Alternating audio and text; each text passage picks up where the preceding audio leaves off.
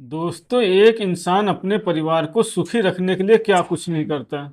इंसान अपने परिवार को सुखी रखने के लिए हर वो काम करता है जिससे उसका परिवार सुखी रहे।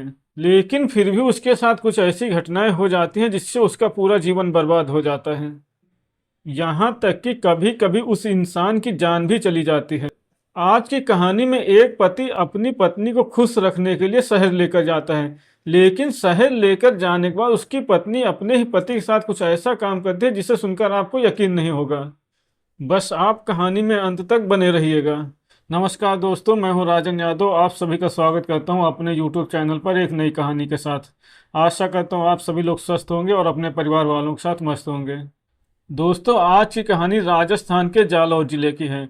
वहां पर श्यामलाल नाम का एक व्यक्ति रहता था जो खेती बाड़ी करके अपने परिवार का लालन पालन करता था। श्यामलाल के परिवार में श्यामलाल और उनकी पत्नी के अलावा दो बच्चे थे, एक बेटा और एक बेटी। अब श्यामलाल के बच्चे बड़े होने लगते हैं और श्यामलाल को उनकी पढ़ाई की चिंता सताने लगती है। जो श्यामलाल होता है वो अपने बच्चों की परवरिश बहुत अच्छे से कर रहा होता है। एक दिन श्यामलाल अपनी पत्नी से बोलता है, क्यों ना हम शहर चलें, वहां बच्चे अच्छे स्कूल में पढ़ाई कर लेंगे। ये बात सोचकर अपनी पत्नी को श्यामलाल मना लेता है और अपने परिवार के साथ शहर आ जाता है। शहर आने के बाद श्यामलाल को अच्छा काम मिल जाता है और उसे अच्छे पैसे भी मिल जाते हैं। अब श्यामलाल सुबह काम पे चला जाता था और शाम को घर आता था। दिन में उसके बच्चे स्कूल जाते थे और पत्नी घर को संभालती थी। अब ऐसे ही धीरे धीरे समय बीत रहा था।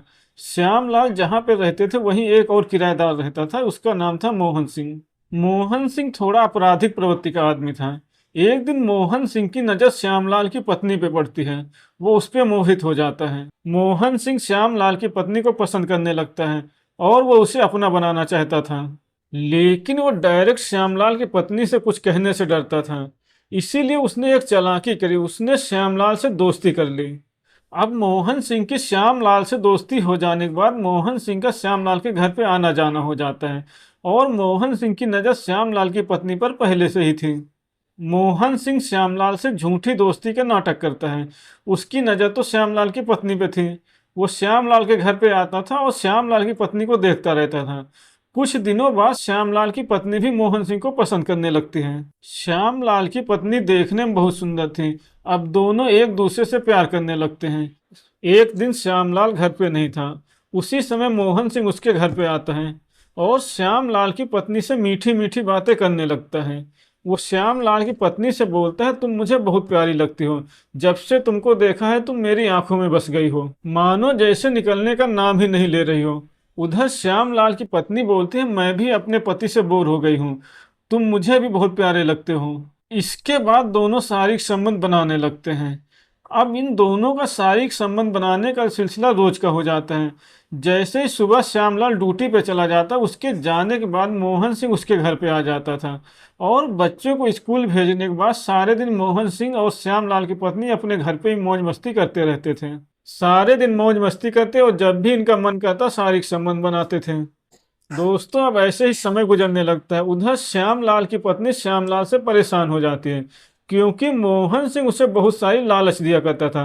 वो बोलता था, मैं तुम्हारे लिए एक घर खरीद दूंगा, गाड़ी खरीद दूंगा, मेरे पास बहुत पैसा है। मोहन सिंह श्यामलाल की पत्नी को कभी कभी गाड़ी में बैठा कर घुमाता था और उसे गाड़ी में बैठाकर कभी कभी शॉपिंग कराने भी ले जाया करता था। अब इस छोटे से सुख के लिए श्यामलाल की पत्नी मोहन सिंह के पीछे पागल हो जाती है क्योंकि उसके पति श्यामलाल की इतनी औकात नहीं थी कि वो अपनी पत्नी को गाड़ी में बैठाकर शॉपिंग करवाने ले जाए। इसीलिए श्यामलाल की पत्नी भी अब सिर्फ मोहन सिंह के बारे में ही सोचती थी।